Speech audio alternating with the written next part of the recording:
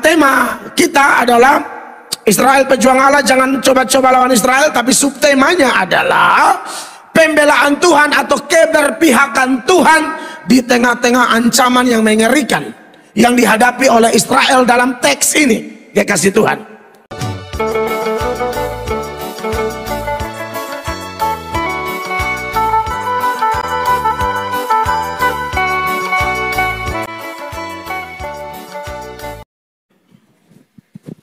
jemaat terkasih, kita masih ada dalam satu topik luar biasa, yaitu kita bicara tentang Israel, saudara-saudara, di mana arti nama Israel itu adalah having power with God, atau mempunyai kuasa atau mempunyai kekuatan bersama Allah, saudara-saudara. Dan arti lain juga adalah God's fighter atau pejuang Allah, petarung Allah. Nah, saudara-saudara yang diberkati oleh Tuhan Yesus Kristus, hari ini kita akan mempelajari pelajaran yang sangat penting. Bagi orang lain mungkin ini topik-topik panas kalau bicara Israel, tapi bagi orang Kristen sepanjang itu ada dalam kitab suci, maka kita akan mengaminkannya, ya, tentunya dengan khotbah penjelasan yang penuh tanggung jawab, tidak asal bunyi, tidak sembarangan, sebab khotbah firman Allah harus dengan penuh pertanggungjawaban, tidak ada sentimen pribadi, tetapi betul-betul berharap Roh Kudus memimpin sehingga setiap kebenaran yang disuarakan betul-betul bersumber dari Tuhan dan beri dampak luar biasa bagi para pendengar. Jemaat yang diberkati Tuhan, pembacaan hari ini terpilih dari Kejadian pasal 35 ayat 1 sampai ayat 5. Kita akan baca berbalas-balasan ayatnya. Saya mulai lebih dahulu ayat 1. Allah berfirman kepada Yakub, "Bersiaplah, pergilah ke Betel, tinggallah di situ dan buatlah di situ mezbah bagi Allah yang telah menampakkan diri kepadamu ketika engkau lari dari Esau kakakmu." Ayat 2, jemaat. Lalu berkatalah Yakub kepada seisi rumahnya dan kepada semua orang yang bersama-sama dengan dia, "Jauhkanlah dewa-dewa asing yang ada di tengah-tengah kamu, tahirkanlah dirimu dan tukarlah pakaianmu. Marilah kita bersiap dan pergi ke Betel. Aku akan membuat mezbah di situ bagi Allah yang telah menjawab aku pada masa kesesakanku dan yang telah menyertai aku di jalan yang kutempuh." 4, jemaat. Mereka menyerahkan kepada Yakub segala dewa asing yang dipunyai mereka dan anting-anting yang ada pada telinga mereka.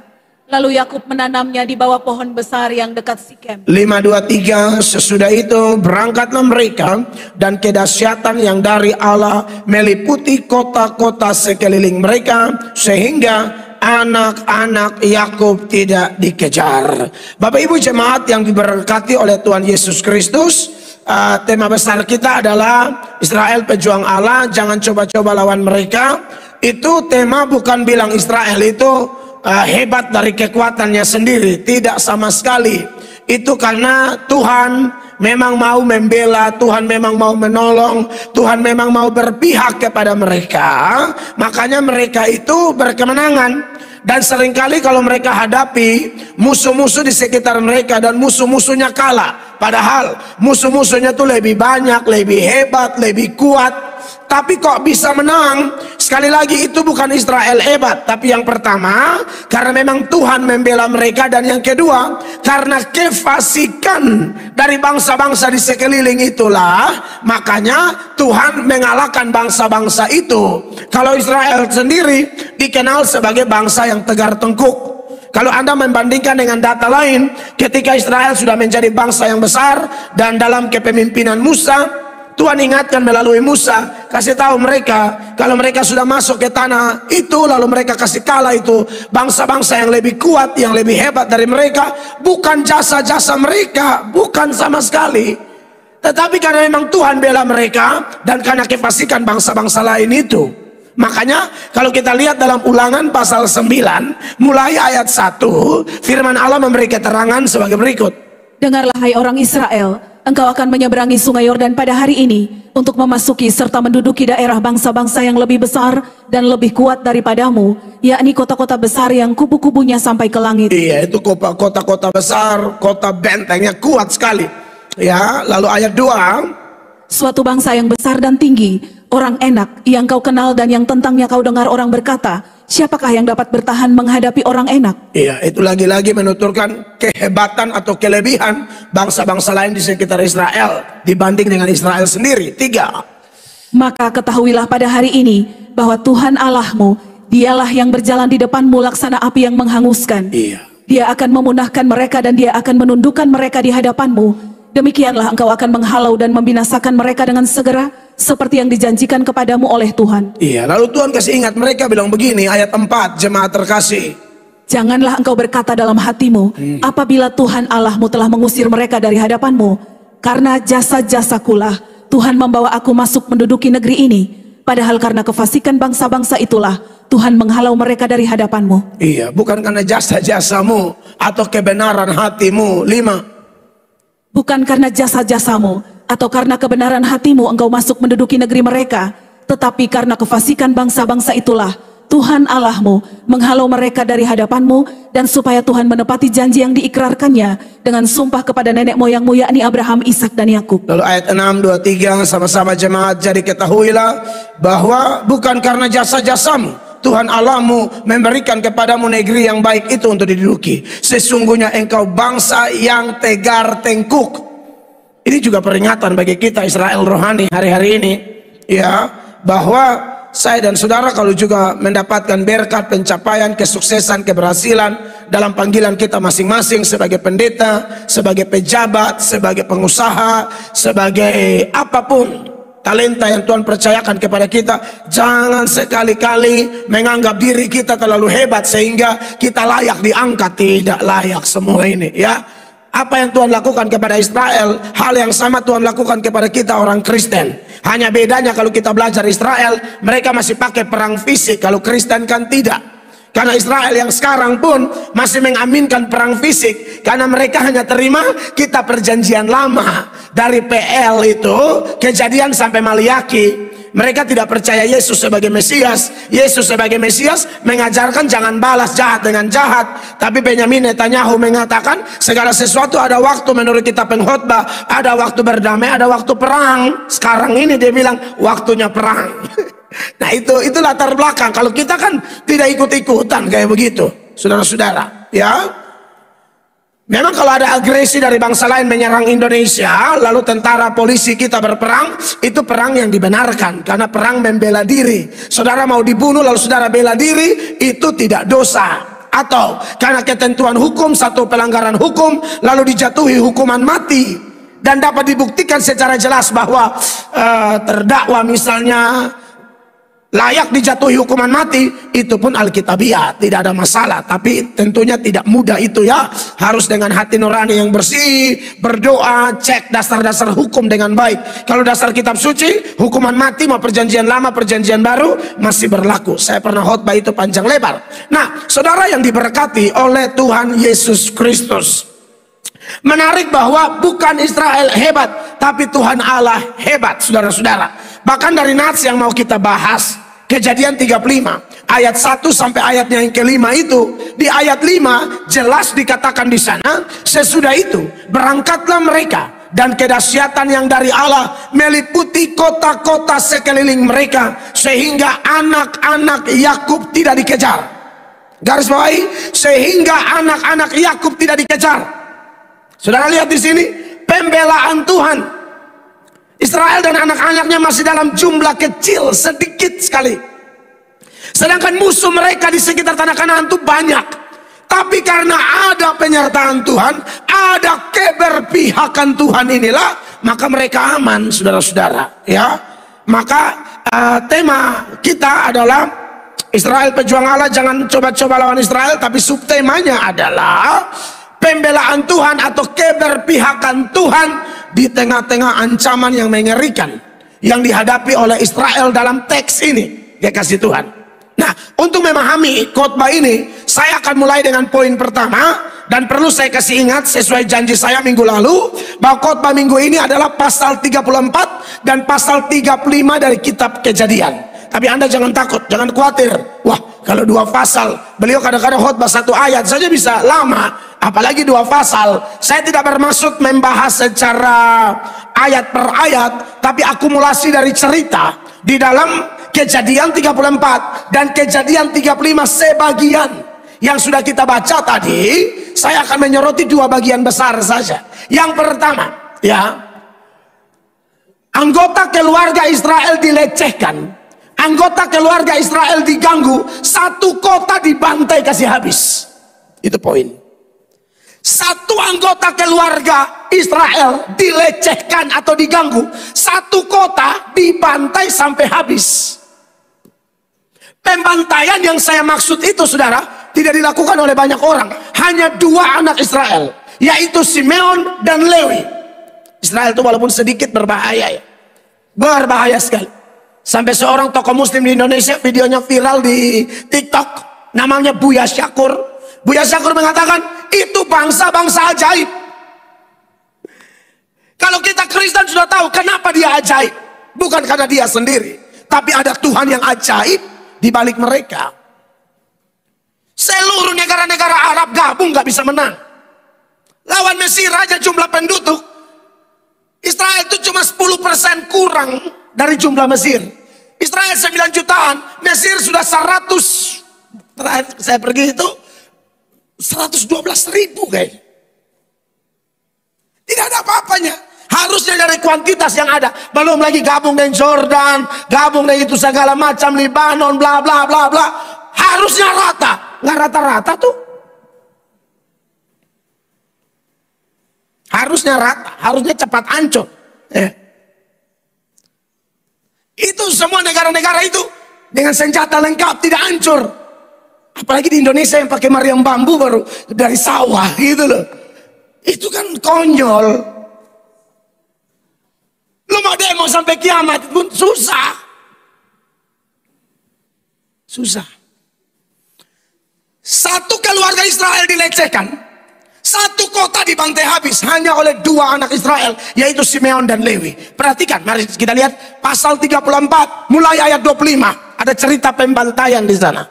Pada hari ketiga ketika mereka sedang menderita kesakitan, datanglah 2 orang anak Yakub, yaitu Simeon dan Lewi, kakak-kakak Dina, setelah masing-masing mengambil pedangnya, menyerang kota itu dengan tidak takut-takut, serta membunuh setiap laki-laki. 2 orang, sapu kasih rata. Next, 26.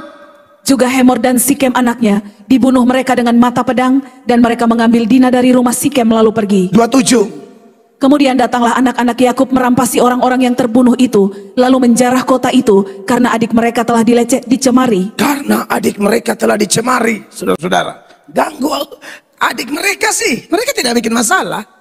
Ganggu lu rata. Israel begitu dari dulu. 28. Kambing dombanya dan lembu sapinya, keledainya dan segala yang di dalam dan di luar kota itu dibawa mereka. 29. Segala kekayaannya, semua anaknya dan perempuannya ditawan dan dijarah mereka, juga seluruhnya yang ada di rumah-rumah. 1 kota mereka hantam kasih rata. Sampai aku bilang, aduh Simeon, Lewi, kalian bikin celaka saya, kalian bikin nama baik saya rusak loh. Lihat di sini, Israel masih bijak, papanya bijak banget. Siapa yang suruh balas? Lalu mereka bilang apa? Kenapa? Mengapa mereka buat adik perempuan kami kayak sundal? 30. Nah, lihat di sini. Yakub berkata kepada Simeon dan Lewi, kamu telah mencelakakan aku dengan membusukkan namaku kepada penduduk negeri ini, kepada orang Kanaan dan orang Feris, padahal kita ini hanya sedikit jumlahnya. Sedikit sekali kita, tidak sampai 100 waktu itu. Terus? Apabila mereka bersekutu melawan kita, tentulah mereka akan memukul kita kalah, dan kita akan dipunahkan aku beserta seisi rumahku. Anda bisa bayangkan sampai aku bilang, wah ini berat, kita sedikit. Mereka belum sampai 100 waktu itu. Belum. Nanti sampai cerita Yusuf aja mereka pindah ke Mesir aja cuma 70-an orang. Belum sampai 100. Bikin hancur 1 kota. Kan mana Buya Syakur tidak bilang itu negara ajaib. Lalu mereka bilang apa, baca sama-sama. 1, 2, 3. Tetapi jawab mereka, mengapa adik kita diperlakukannya sebagai seorang perempuan sundal? Jangankan Israel, Amarasi pun akan marah. Amin. Alor juga akan marah. Kampar akan bersatu dan berkata, siapa yang ganggu? Siapa yang ganggu Pak Adik? Hah? Kamu ganggu kita Pak Adik Nona? Iya toh? Apalagi sabu rote. Apalagi lu omong Israel. Ngeri-ngeri sedap.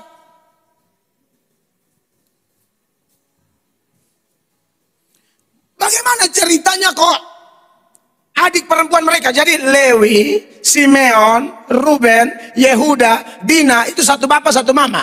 Mereka dilahirkan dari Lea. Jadi ini betul-betul klopin satu bapak satu mama nih nah. Perkosa. Memang ini dimulai dari kesalahan dari Dina. Kalau saya bilang kesalahan Dina, bukan Dina bikin dosa, tapi Dina ceroboh, saudara-saudara. Ya tidak belajar dari pengalaman bahwa orang-orang kafir itu kalau lihat perempuan cantik langsung main paksa. Sarah pernah mau diambil, Ribka pernah mau diambil. Sekarang Dina lagi di tanah Kanaan, nimbrung mau bergaul sama perempuan-perempuan, pergi sendiri dapat perkosa di situ. 1 dan 2, 3, 4. Perhatikan. Pada suatu kali pergilah Dina, anak perempuan Lea yang dilahirkannya bagi Yakub, mengunjungi perempuan-perempuan di negeri itu. 2. Ketika itu terlihatlah ia oleh Sikem, anak Hemor orang Hewi, raja negeri itu. Lalu Dina itu dilarikannya dan diperkosanya. Itu dia. Saudara, ingat Dina ini anak Tuhan. Tapi kenapa Tuhan tidak mencegah? Tuhan izinkan terjadi pemerkosaan. Ini pelajaran buat kita semua. Betul kita berdoa. Betul kita berdoa. Tapi dari sisi kita belajar dari pengalaman ini. Kita tarik dalam konteks sekarang. Yang pertama, anak-anak gadis, orang tua, tolong perhatikan ini. Jangan biarkan anak kita keluyuran sendirian. Orang tua yang baik itu cek telepon. Bila perlu jangan kasih izin kalau jalan yang tidak jelas sendirian. Mau laki-laki perempuan sama sekarang. Yang kedua, cek dia jalan dengan siapa. Bapak Ibu jemaat, ini perlu diperhatikan. Anak-anak mesti cek jalan dengan siapa. Bahkan dia pergi sendirian, kita harus pulang. Pulang kita harus tanya, kayak anak-anak saya di sekolah. Pulang saya tanya, siapa ada pegang? Harus tahu. Pegang di mana, raba di mana, harus kasih tahu bapak dan mama. Saya dari istri diundang ke KKR oleh pemerintah Papua Pegunungan di kota Wamena, Jayawijaya. Lalu kami berkesempatan diterima oleh Pak Gubernur, PJ Gubernur Papua Pegunungan sekarang. Lalu kami bersilaturahmi lah dengan Pak Gub. Karena Pak Gubernur ada masalah dan cukup viral. Anda tahu ya, anaknya diperkosa dan dibunuh. Sudah tahu itu cerita? Ini gubernur orang Papua yang paling Jawa. Karena dia besar bertumbuh di Jawa. Jadi mau suruh minum sama pendeta, silahkan minum. Orang Papua. Jarang kalau Papua bilang minum. Kok minum? Kan begitu. Harusnya Papua dan Timor kan begitu. Tapi ini. Istrinya Jawa, anaknya besar di Jawa, sampai anaknya sudah meninggal baru orang tahu bahwa itu anak gubernur. Berarti itu anak terlalu rendah hati, tidak pamer jabatan papanya. Kita punya anak berkepala dusun, bapak di dusun dia yang nomor 1. Kan sombong banget. Baru kepala dusun loh. Kapal desa, kalau bilang kapal dinas, mati ketong. Sombong sekali ini bapak penjabat. Ini anak tidak. Jadi kalau bilang baik-baik sekali, ya. Dan dia ini Katolik yang menurut ajaran Katolik. Ini anak terlalu saleh. Menurut Katolik loh ya. Karena saya berkunjung, mereka Katolik dan mereka terima saya share, saya mendoakan papa dan mama dari almarhumah. Mereka bilang, Pak Pendeta kami tidak masuk akal. Ini anak di doa tiap hari. Doa Katolik itu loh. Doa tiap hari, doa. Selalu ajar kami doa, ingatkan kami doa. Tidak pernah minta barang-barang mahal. Tidak pernah. Ini gubernur punya anak. Bapaknya sebelum gubernur Kejati atau apa tuh. Kajati atau apa. Pokoknya jaksa. Dia semua tadi bapak jaksa padahal gubernur. Kenalan dengan seorang anak pesantren katanya. Lalu anak pesantren inilah yang mencelakai anak perempuan Pak Gubernur Papua Pegunungan. Beliau lagi di Papua, ibu lagi di Medan. Dua-dua lagi kegiatan. Anak diperkosa dan seterusnya dibunuh di Semarang. Itu orang Papua yang kenal saya semua bilang, itu kalau kejadian di Papua Pamel, ceberei. Pasti lu putus itu. Tapi bisa datang minta maaf. Papua bilang, iya kamu jadi anak baik ya. Bayangkan sudah. Ya hati-hati ya, nanti kita lihat saja di sidang. Kamu ikuti aja proses. Keluarga dari pesantren datang ke rumahnya penuh minta maaf di Semarang. Saudara-saudara, cek anak jalan dengan sapa. Hei anak, kalau ada orang salam lu, kasih tahu lu mama, lu papa. Tadi ada satu laki-laki salam. Modal ke mana? Ke pohon Natal.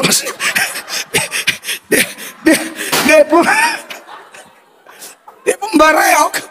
Dia pembareok tuh sama kayak pohon sepe suka bunga ya. Maksudnya adalah ya tolong lu kasih tahu gitu loh. Kasih tahu di bapak dan mama, sapa ada salam, sapa ada suka. Atau orang tua yang baik tanya anakmu sedang suka sapa. Boleh. Tinggal dijelaskan, kamu belum pas umur. Itu nona juga baik. Kalau sekarang itu ketemu lu pun saudara perempuan. Itu kita aneh bapak ramas. Jadi maksudnya omong, coba yang lembut gitu loh.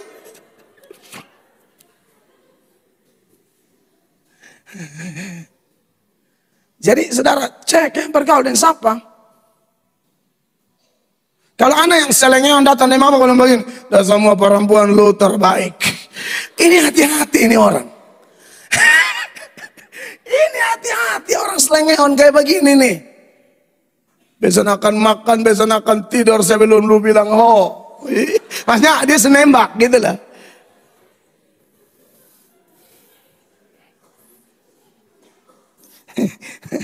Saudara, yang begini menghindar.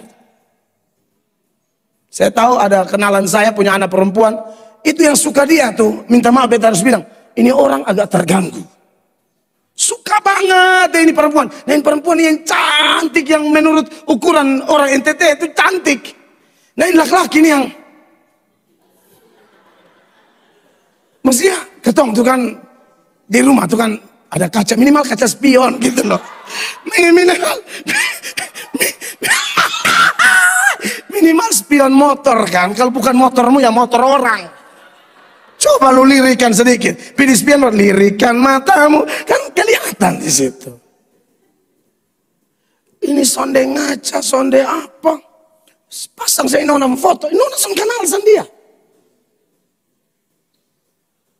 Nona punya keluarga lewat. Dia masuk di bawah kolong jembatan. Lalu kenapa masuk? Bapak mantu lewat sana enak. Padahal ini nona juga tidak kenal dia. Bapak mantu lewat tidak enak. Saya bilang, wah ini anak jiwa bermasalah ini. Pokoknya dia tuh target perempuan tuh harus putih, bersih. Dia tuh yang kotor nodanya itu loh terlalu banyak. Maksudnya lu target tapi. Nah memang akhirnya keluarga ini protek benar-benar ini anak. Tidak mau, bahaya memang. Tidak bisa, saudara jangan asal-asal. Tidak boleh anak kita. Bila perlu ketemu itu laki-laki. Lu hati-hati nanti kita bisa proses lu. Lu bikin kita tidak nyaman ini. Ngaku-ngaku pacar anak saya. Anak saya belum kasih boleh pacaran. Lu bikin kacau saja lu nih. Begitu. Jadi hati-hati itu ya. Yang berikut. Caramu berpakaian, anak gadis. Hati-hati kalau keluar. Keluar sendiri berpakaian hati-hati. Apalagi keluar dengan kawan yang nakal-nakal, laki-laki yang nakal. Baru pakai pakaian yang bupati, buka paha tinggi-tinggi. Sekwilda, sekitar wilayah dada. Wali kota. Tahu lah itu arti apa kalau wali kota? Gubernur. Pakai pakaian itu dijaga. Saudara tahu manifestasi dari kasih itu apa? Salah satunya. Kasih itu sopan. Jadi Anda tidak sopan, Anda tidak punya kasih terhadap Tuhan, terhadap sesama, dan terhadap dirimu sendiri. Karena kau tuh umpan orang. Coba buka. 1 Korintus pasal 13 ayat 4 dahulu. Kasih itu sabar, kasih itu murah hati, ia tidak cemburu, ia tidak memegahkan diri dan tidak sombong. Itu kasih ya. 5. Ia tidak melakukan yang tidak sopan. Itu kasih. Jadi kalau Anda bilang mengasihi, jadi jangan bilang saya pendeta Mel Atong ini kurang gaul. Lalu main khotbah togor pakaian. Bukan kurang gaul. Saya nih, aduh gimana ya omongnya. Beta suka lilingin Indonesia, suka lilingin dunia. Kok tidak gaulnya di mana? Saya pun bukan anak baik-baik tiba-tiba jadi pendeta. Saya dari masa lalu hancur masuk keluar diskotik. Kasihan kalau anak Tuhan, pelayan Tuhan, dandanan kayak purel. Itu kan yang kita bicarakan selama ini. Sebab apa? Ini ayat bilang, orang kalau punya kasih dari Kristus, ia tidak melakukan yang tidak sopan. Makanya kalau dandanan mulai kayak mau talanjang apa tuh beta togor, bukan kurang gaul. Iya, tapi ada pendeta di sana, istrinya ya pendetanya bodok, tidak belajar Alkitab. Jangan pakai standar pendetanya dong, pakai standar firman. Dan masih ada banyak ayat yang mengingatkan memang tidak boleh perempuan pakai pakaian tidak sopan. Apalagi anak gadis. Kau pakai ketat-ketat begitu, kau tunjukkan mau pamer lu tubuh kiri kanan, itu kau cari hal, saudara anakku. Kau cari hal, dunia tidak tambah baik. Baca Alkitab baik-baik, lihat fenomena yang ada. Nubuatan-nubuatan sedang digenapi. Dunia tidak tambah baik. Amin. Makanya ini gereja bukan gereja kolot. Ini gereja hormat firman. Siapa mau bilang kolot sih? Orang gaul terlalu banyak. Orang keren terlalu banyak.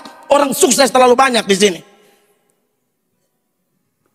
Tapi kami mau sukses, mau keren, tapi tidak kurang ajar sama Tuhan. Itu suksesnya kita begitu. Amin. Bapak Ibu terkasih. Karena bagaimanapun itu kesaksian. Itu pertunjukan. Tunjukkan kasih Kristus.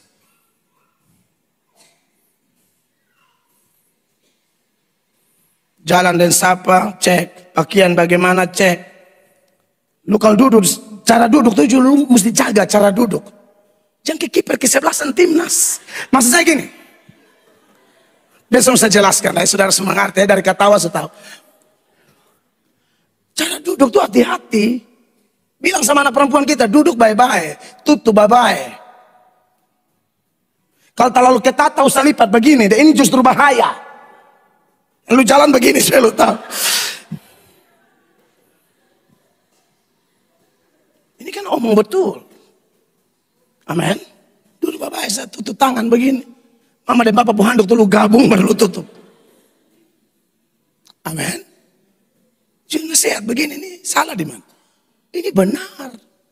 Banyak orang laki-laki nakal tuh nafsu karena perempuan duduk salah. Cara duduknya seperti panggil burung elang begitu loh.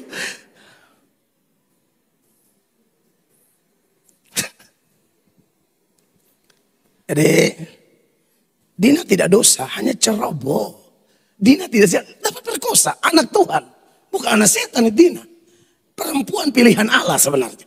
Anak dari orang pilihan Allah. Cara apa leh? Lu cara apa omong? Jangan kayak genit-genit yang kayak ini bukan pemala, ini nih. Benar loh, benar. Coba bapak-bapak yang ada di sini. Tak usah pengalaman terkini, yang dulu aja deh. Kalau terkini ketahuan saudara kompromi dosa. Apa yang saudara lihat kalau lihat, jangan gak bilang anak nona yang masih naik badan. Ibu-ibu anak 3 baru omong begitu. Ya, kalau saudara apa? Di otak saudara apa? Isinu nih mah. Ifo ya pak. Iya kan kadang ngomongnya dari ngomongnya suka genit-genit yang sama kita ngomong. Saudara. Coba apa yang dipikir bapak-bapak? Kalau beta pribadi dianggap ini agak butuh konseling khusus ya. Maksudnya bisa kok salam bapak, iya baik. Bapak nih tahu apa kok? Saya nih. Anda beta nih, kalau suka darah-darah tinggi, khotbah di kantor-kantor, kan ada 2, 3 yang model begini. Bapak nih janjong mau kosong, yang bilang aduh bapak, Lusina. Bapak langsung gigi asam kan. Bapak bilang ada orang tiba ramas lu nih 3 jam, bapak lepas. Sangat menggoda gitu loh. dandan bagus, mangkilat, wangi, baru model kayak manyanya begitu tuh. Siapa yang son gigiasan? Cuma maksudnya buaya-buaya darat, komodo, komodo. Jujur aja, sorry to say. Anak-anak, ajar anak kita, lupa omong di itu Pak yang ini Pak Lurah tuh, lu hati-hati. Lu jangan bilang ini Bapak nih, bagaya mati Pak. Jangan, saya saran jangan, diatur baik-baik.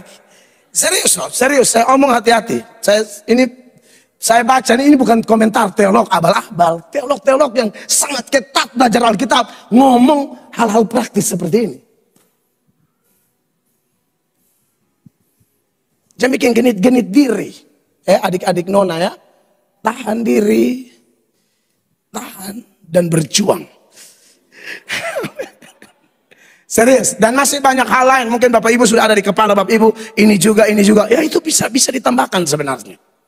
Kalau saya hanya kasih tahu, saya itu beberapa yang menurut saya menjadi faktor penentu. Bayangkan, Dina yang jelas-jelas saya yakin Dina tidak seperti yang saya contoh-contohkan tadi. Orang Israel itu pasti tutup aurat. Rok panjang, pakai kerudung, itu aja diperkosa. Apalagi lu umpan-umpan, lu pancing-pancing, lu genit-genit, cari hal. Nah, oleh karena itu, jemaat yang dikasihi Tuhan Yesus, dari hal ini kita perlu memperhatikan supaya kita jangan sampai lupa mengajarkan kepada anak cucu kita. Saudara-saudara seiman, sebagai pendeta saya punya kewajiban untuk mengajarkan ini berulang-ulang kepada jemaat. Nah saudara, memang setelah pemerkosaan itu, kemudian si Sikem anak Hemor ini kemudian punya niat baik sebenarnya. Akhirnya dia cinta, dia mau tanggung jawab. Setelah Kejadian 34 ayat 2, ayat 3 bilang begini, jemaat. Tetapi terikatlah hatinya kepada Dina anak Yakub. Ia cinta kepada gadis itu, lalu menenangkan hati gadis itu. Ini berbeda dengan anak Daud yang Amnon itu ya. Amnon perkosa Tamar, langsung benci. Kalau Sikem perkosa Dina, tapi cintanya timbul. Cinta timbul, lalu upaya pendekatan keluarga. Tapi memang kalau Anda baca terus kurang sopan, karena tidak ada minta maaf. Harusnya kalau ikut adat minimal lah ya, tak usah omong agama, adat, ketentuan adat. Lu kalau sudah bikin salah begitu, lu kena denda lu. Orang Rote, orang Sabu, orang Batak, orang Cina, kita semua punya adat istiadat. Kalau bikin begitu lu kena denda. Nah ini mau bikin kayak tidak ada masalah, sudah beta super kosa, makan beta mau ambil toh, kira-kira begitu. Yakub memang coba bijak karena Yakub tahu karakter saudara laki-laki Dina, ya. Makanya di ayat 4 dan seterusnya dikatakan, sebab itu berkatalah Sikem kepada Hemor anak ayahnya, ambillah bagiku gadis ini untuk menjadi istriku. Iya, 5. Yakub bijak di sini ya. Kedengaranlah kepada Yakub bahwa Sikem mencemari Dina, tetapi anak-anaknya ada di padang menjaga ternaknya. Jadi Yakub mendiamkan soal itu sampai mereka pulang. 6. Lobi-lobi tetap berjalan. Lalu Hemor ayah Sikem pergi mendapatkan Yakub untuk berbicara dengan dia. Nah, pas omong ini, anak-anaknya pulang. Disinilah kemarahan, karena hal seperti ini tidak boleh terjadi di Israel. 7, saudara-saudara. Sementara itu anak-anak Yakub pulang dari padang, dan sesudah mendengar peristiwa itu, orang-orang ini sakit hati dan sangat marah karena Sikem. Sakit hati dan sangat marah karena Sikem telah berbuat noda di antara orang Israel dengan memperkosa anak perempuan Yakub, sebab yang demikian itu tidak patut dilakukan. Iya, jadi singkat cerita, akhirnya mereka dengan tipu muslihat. Kalau saudara baca pulang, baca, saya tidak bukakan lagi. Dengan tipu muslihat, anak-anak laki-laki khususnya Simeon dan Lewi bilang ada syarat, syaratnya adalah sunat. Karena sunat waktu itu sakramen. Sekarang kalau sudah diganti dengan baptisan. Dulu sunat. Jadi mereka pakai syarat sunat itu ada tujuan, supaya di saat mereka semua sunat, pada hari ketiga itu lagi puncak-puncaknya sakit karena sunat. Pada hari ketiga itulah mereka bombardir ke habis.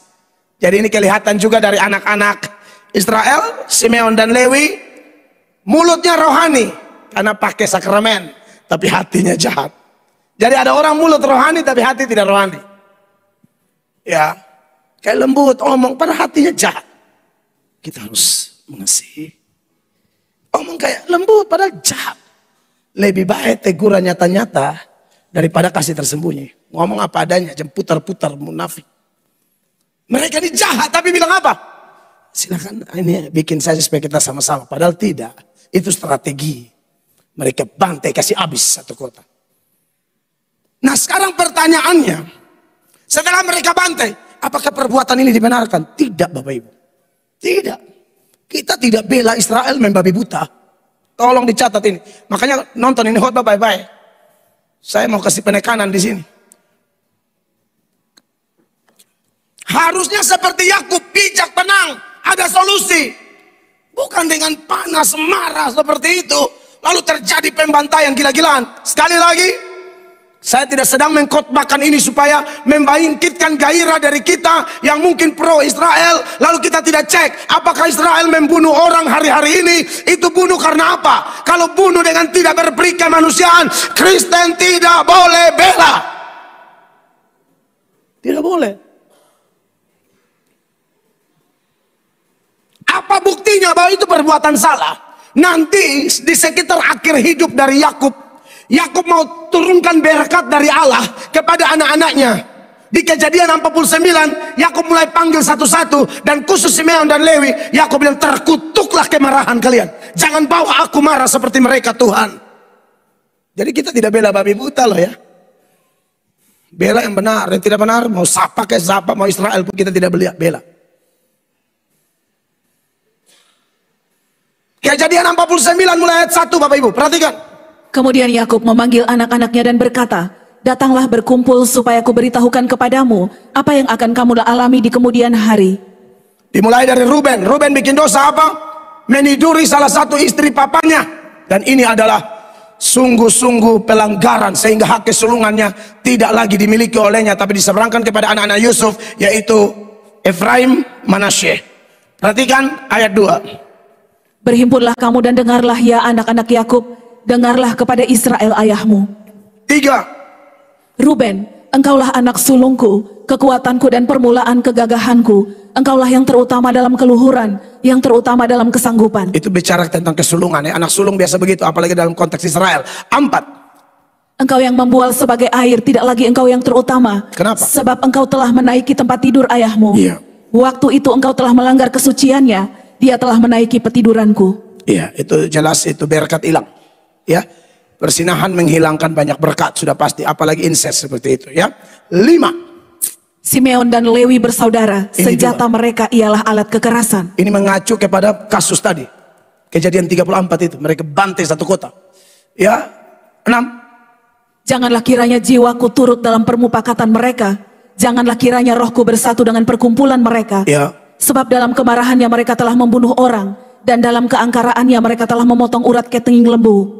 Harusnya kalau mau ikut firman Allah, ya serahkan aja pembalasan hak Tuhan. Itu maksudnya. Yakub tidak mau. Bahkan ini ingat, saya bilang tadi ini berkat dari Tuhan melalui Yakub. Berarti yang tidak mau di sini sebenarnya Tuhan. Hanya Yakub juru bicaranya. Tuhan tidak pernah toleransi dengan kekerasan yang bodoh-bodoh. Orang pilihan sekalipun. Ya. Lalu yang berikut 6. Terkutuklah kemarahan mereka. Terkutuklah kemarahan mereka. Sebab amarahnya keras. Terkutuklah keberangan mereka. Sebab berangnya bengis. Aku akan membagi-bagikan mereka di antara anak-anak Yakub, dan menyerahkan mereka di antara anak-anak Israel. Iya. Nah itu saya seberangkan dalam konteks sekarang juga.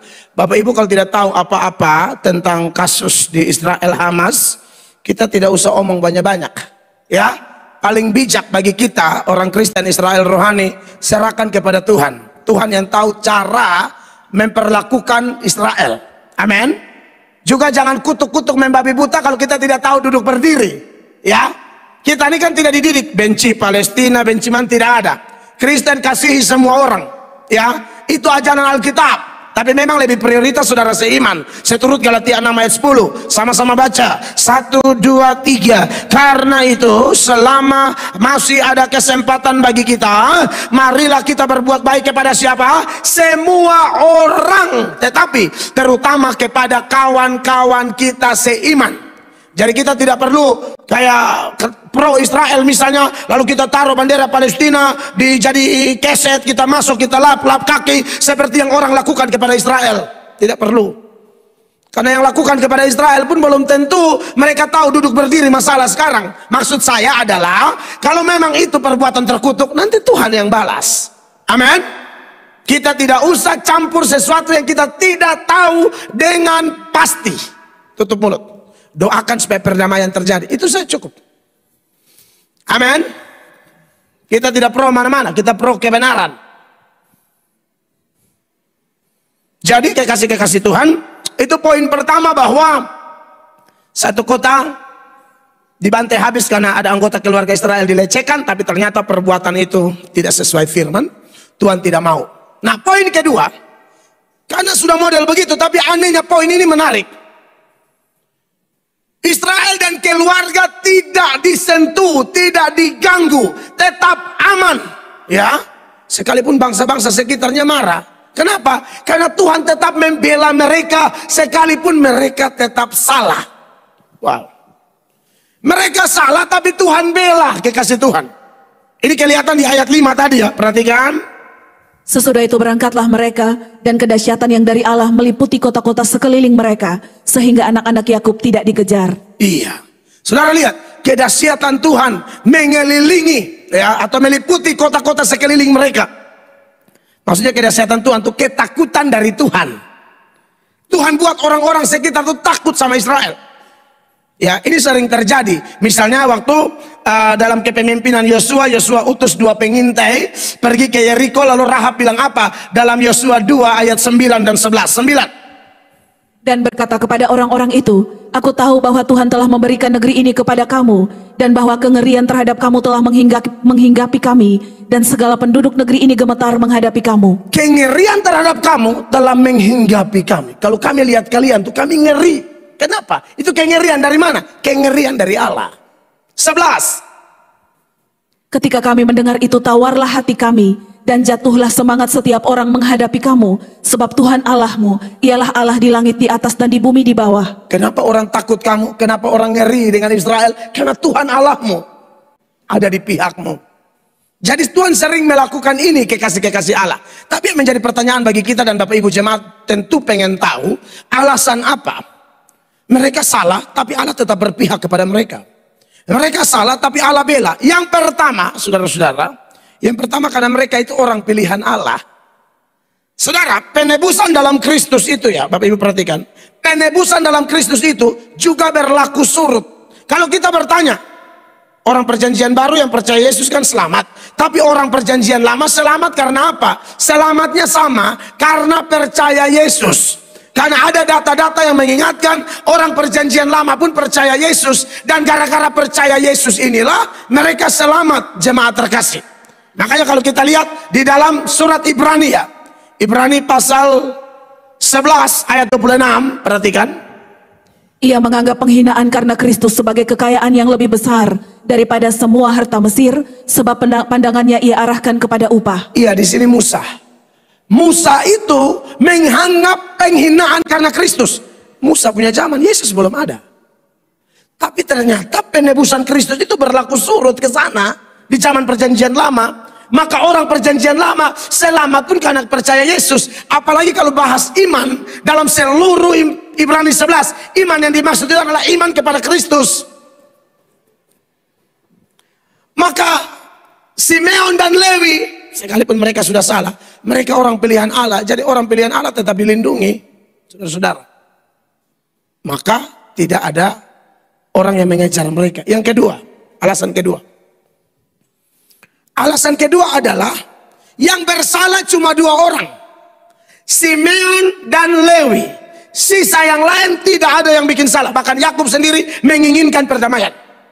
Tapi yang keras dan marah sampai bunuh orang, ingat Simeon dan Lewi. Saudara, begini ya, Tuhan itu seringkali tetap mau memberi kesempatan, membela, memberi keamanan kepada seseorang atau beberapa orang, sekalipun mereka jahat, karena Tuhan pertimbangkan, dengar, orang-orang di sekitar dia. Misalnya anggota keluarga, ya, kayak kita lah. Ada kita yang jahat, tapi mama kita tuh pendoa, oma kita pendoa. Tahukah saudara, Allah karena dengar doa mereka, Allah lihat iman mereka, maka kita yang nakal-nakal ini masih diberi kesempatan. Apa dasarnya? Saya buktikan dengan firman. PL maupun PB, PL dahulu. Waktu Tuhan mau tunggang balikan Sodom dan Gomora, kan Tuhan kasih tahu kepada Abraham. Lalu Abraham datang doa lobi-lobi, tawar menawar kepada Tuhan. Waktu tawar menawar itu, Abraham bilang begini dalam Kejadian 18 mulai ayat 23. Abraham bilang begini kepada Tuhan. Abraham datang mendekat dan berkata, apakah engkau akan melenyapkan orang benar bersama-sama dengan orang fasik? Terus, Bagaimana sekiranya ada 50 orang benar dalam kota itu? Apakah engkau akan melenyapkan tempat itu?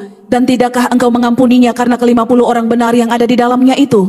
25. Jauhlah kiranya daripadamu untuk berbuat demikian, membunuh orang benar bersama-sama dengan orang fasik, sehingga orang benar itu seolah-olah sama dengan orang fasik.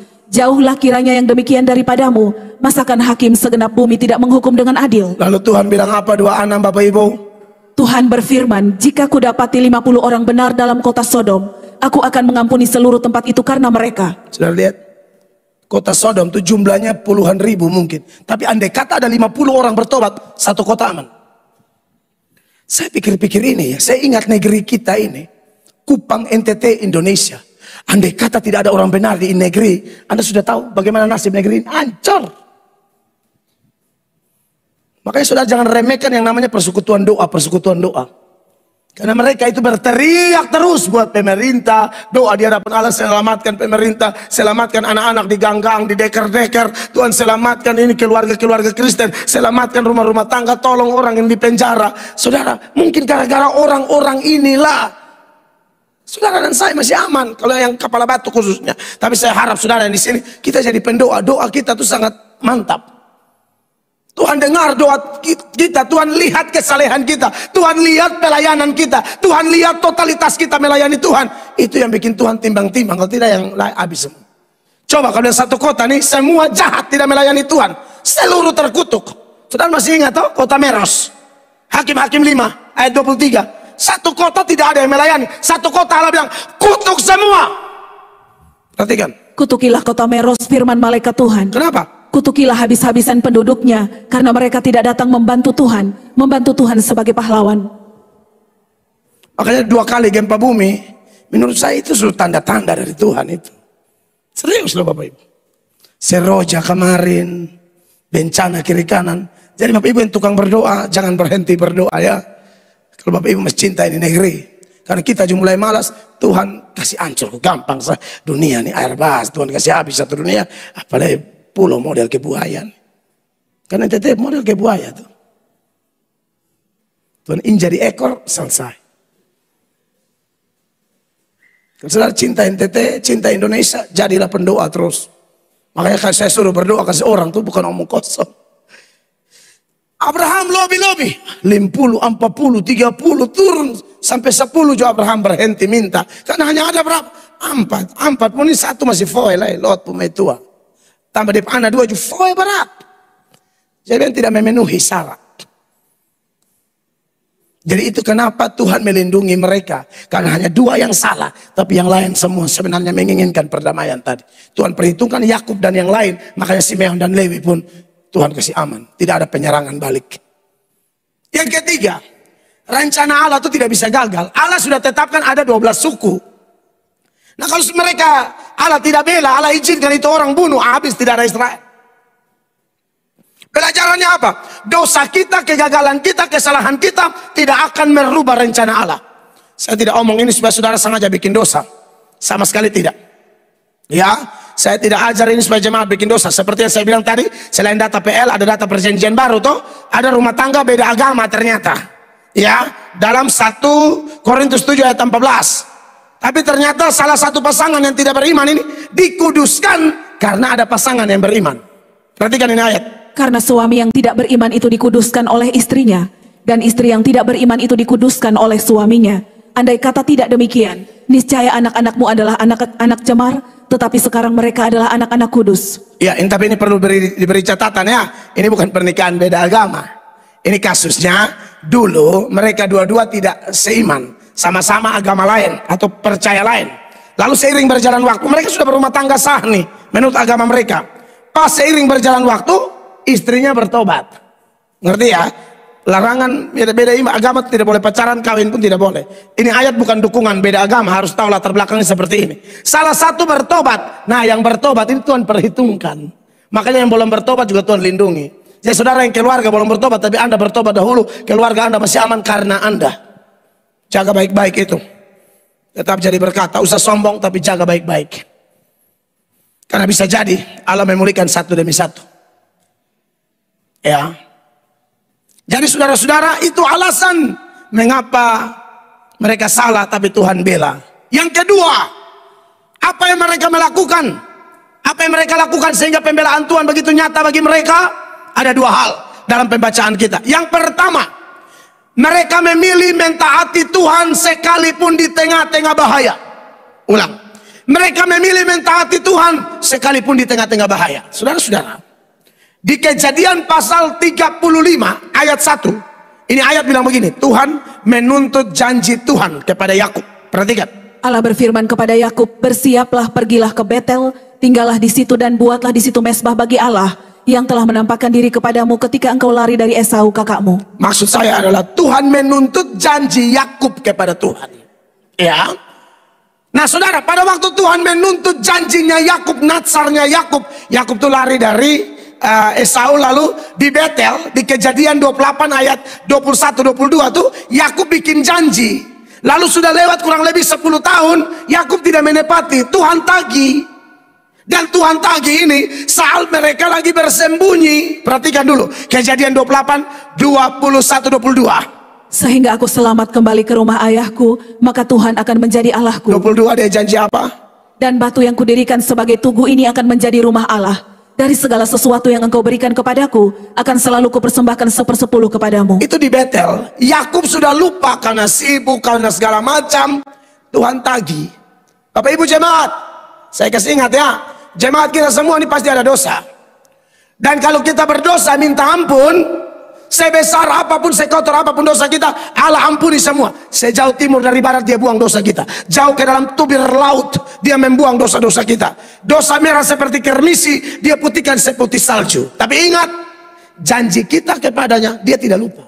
Saudara yang mau dukung pelayanan, yang mau bantu panti asuhan, mau sumbang gereja, mau komitmen baca Alkitab tiap hari, itu Allah tidak lupa janjimu. Kau sudah berjanji berapa pasal satu hari? Nah, 6 pasal. Jangan lupa Kakak Absdev. Karena Absdev hadiah ulang tahun, salah satu yang Kakak Absdev mau buat adalah baca Alkitab 1 hari 6 pasal. Oh terima kasih sayang, Bapak tidak minta, Kakak sudah janji, harus lakukan. Kakak tidak janji dengan Papa, Tuhan Allah dengar. Anak-anak kita harus diajar, jangan asal janji. Dan janji juga kira-kira.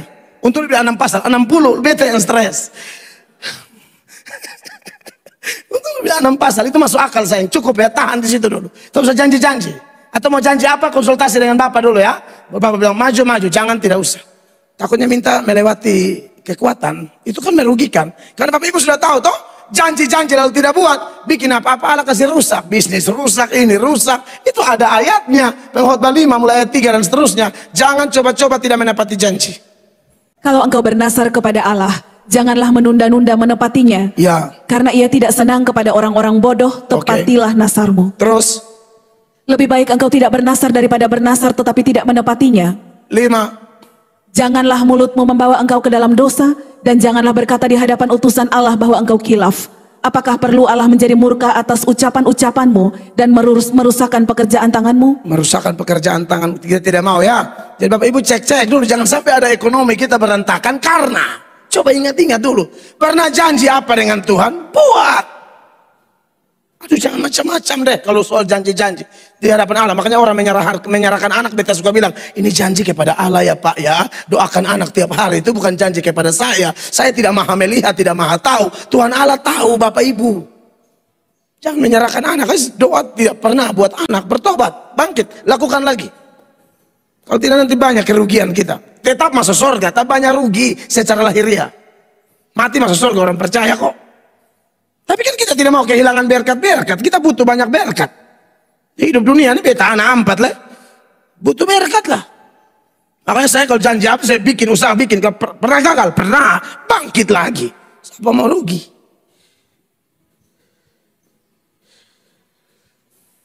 Tetapi masalahnya, Allah minta ini di saat mereka ada di tengah bahaya. Makanya John Calvin bilang begini, perhatikan, bacakan komentar Calvin ya. Pada saat itu Yakub sedang bersembunyi karena orang-orang di sekitar mereka menjadi marah karena pembantaian terhadap kotanya Hemor atau Sikem dalam Kejadian 34. Jadi jelas permintaan ini adalah permintaan yang sangat beresiko dari Allah. Tapi apakah Yakub taat? Yakub taat, saudara-saudara. Kejadian 35 ayat 3. Dikatakan apa? Marilah kita bersiap dan pergi ke Betel.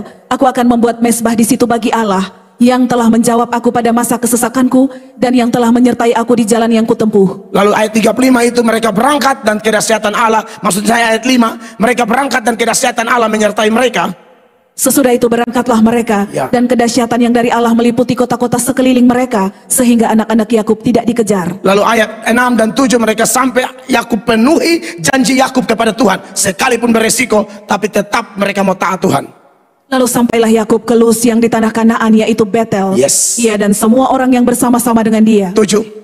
Didirikannya lah mezbah di situ dan dinamainya lah tempat itu Betel karena Allah telah menyatakan diri kepadanya di situ ketika ia lari terhadap kakaknya. Bapak Ibu, kalau janji dengan Tuhan jangan putar-putar, dan Tuhan putar kita lebih lama. Jangan coba-coba putar. Tuhan bilang sama Israel apa?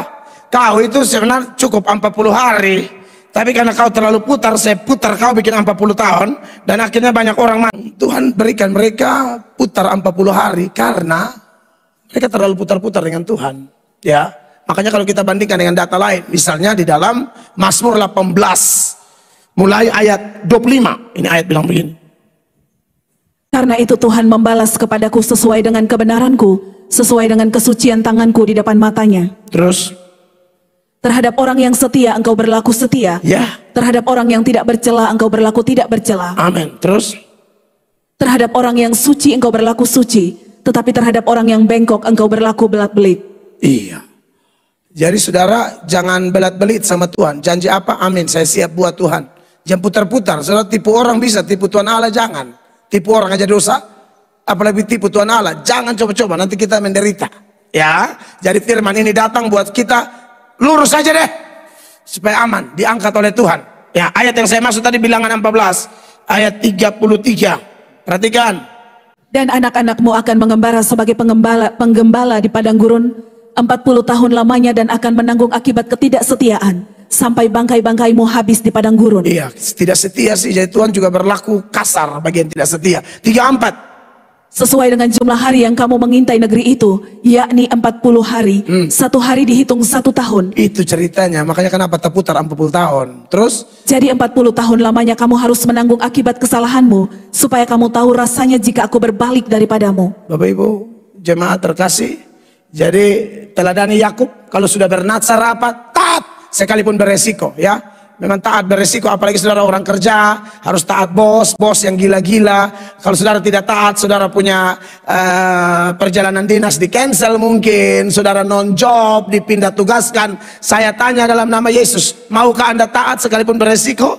Bagi Anda yang tidak mau, Anda pengecut. Tapi ingat, sebagaimana Tuhan bela Yakub, maka beranilah taat. Pembelaan dari Tuhan pasti datang. Amin, saudara-saudara, pasti datang. Yang terakhir, apa yang mereka lakukan sehingga kedahsyatan Allah itu semakin dahsyat di dalam perjalanan mereka. Mereka membereskan semua dosa-dosa mereka. Sebelum berangkat, ayat 2 dari Kejadian 35, Yakub bilang begini, saudara-saudara, dosa harus dibereskan. Lalu berkatalah Yakub kepada seisi rumahnya dan kepada semua orang yang bersama-sama dengan dia. Iya. Jauhkanlah dewa-dewa asing yang ada di tengah-tengah kamu, tahirkanlah dirimu dan tukarlah pakaianmu. Iya, harus tegas, bersihkan dosa-dosa semua. Saudara, kamu lihat kedahsyatan Allah, minta ampun dosa. Kita semua ini orang berdosa, termaksud saya. Kita sempurna nanti di sorga. Sekalipun kita terima Yesus, yang berubah itu status kita dari anak kebinasaan sekarang anak keselamatan. Kita pasti masuk sorga. Tidak ada penghukuman bagi kita yang ada dalam Kristus. Tapi apakah kita tidak bisa dosa lagi? Bisa dong. Bahkan bisa sangat kotor. Raja Daud itu anak Tuhan. Raja Daud berzina sama istri orang. Tapi harus dibereskan. Ya.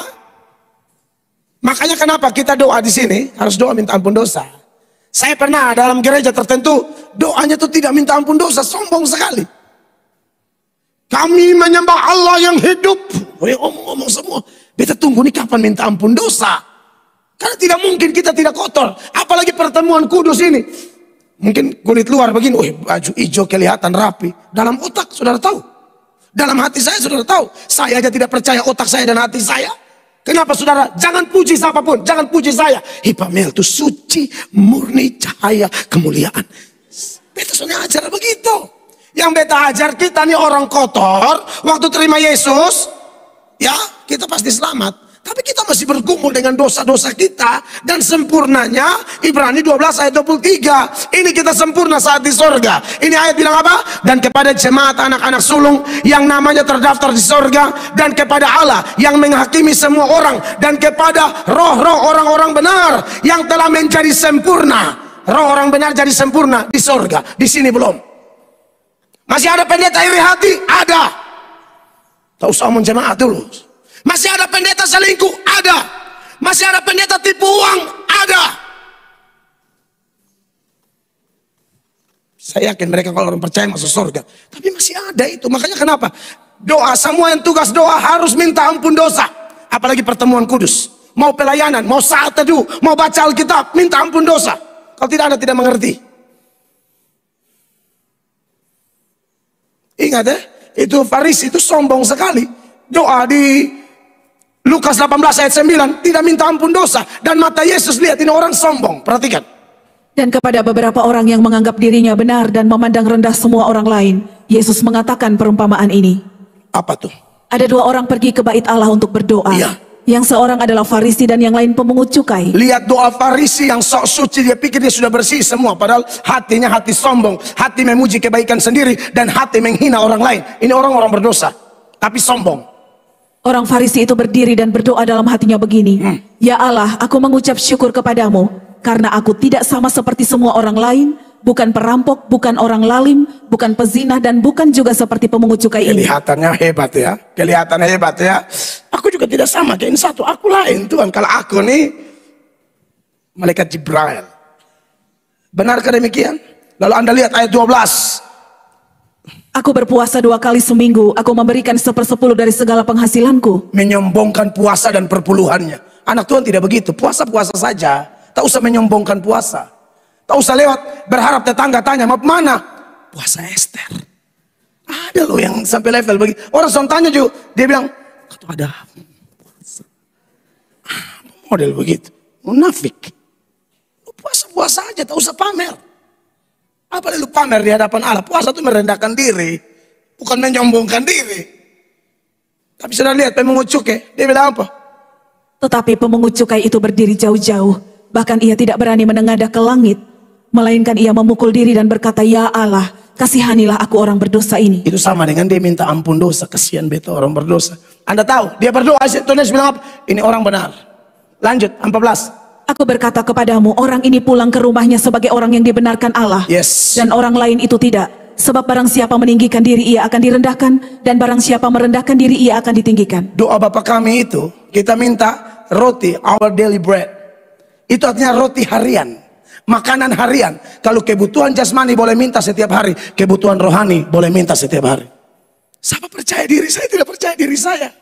Tapi saya khotbah ini, terus saya ingatkan, ikut teladan Yakub. Karena saya tahu kita ini masih di dunia dan kita berdosa. Masih bisa berdosa. Makanya saya ambil teladan Yakub. Saya teriakkan terus. Karena John Calvin bilang begini, kalau ada kejahatan jangan dibiarkan. Saya akui kita orang berdosa. Tapi saya tidak mau kompromi dosa. Catat itu. Makanya saya bilang, kalau ada bereskan cepat sama Tuhan. Beda loh, saya tidak omong ini bilang, omel atok aja kita bikin dosa. Bukan, kita masih berdosa. Tidak boleh kompromi. Bukti tidak kompromi apa? Ada dosa bereskan. Perhatikan komentar Calvin berikut ini, jemaat terkasih. Karena itu kita harus dengan berani menentang permulaan dari kejahatan, supaya agama yang benar tidak rusak oleh sikap malas dan berdiam diri dari para pendeta. Iya, kalau ada yang tipu saya tegur. Ya, ada yang apa lagi? Ada yang rakus di sini, seperti pendeta Nathan Umbu khotbah, makan dengan rakus yang tidak hargai orang lain, sama kayak dia makan sendiri. Ini gereja itu makan-makan. Tapi diatur begitu, jangan kayak orang berlian makanan. Karena itu bikin sandungan juga ya. Hati-hati. Atau di mana saja terserah. Dia masuk, dia keluar gunung Fatuleu itu pindah ke piring batunya itu. Itu mie dong tergantung kita gantung tersiksa sebenarnya. Togejo iko-iko. Makan pelan-pelan, kalau mau tambah pelan-pelan, santai saja. Sorry, kadang-kadang makanan pun halo. Makanya saya tidak mau begitu ya, kita kayak orang tidak pernah lihat makanan ya. Hati-hati ya. Nah itu harus dibereskan, kita tidak mau menular. Begitu.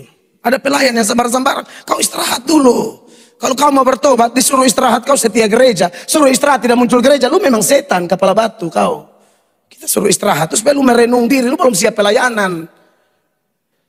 Di mana-mana gereja itu ada disiplin gereja. Jadi kekasih Tuhan, kalau dosa-dosa kita bereskan ya. Masalah dari orang tua, keluarga, kubur semua. Nanti Anda lihat kedahsyatan Tuhan menyertai kita. Saya selesai, Tuhan dimuliakan. Haleluya.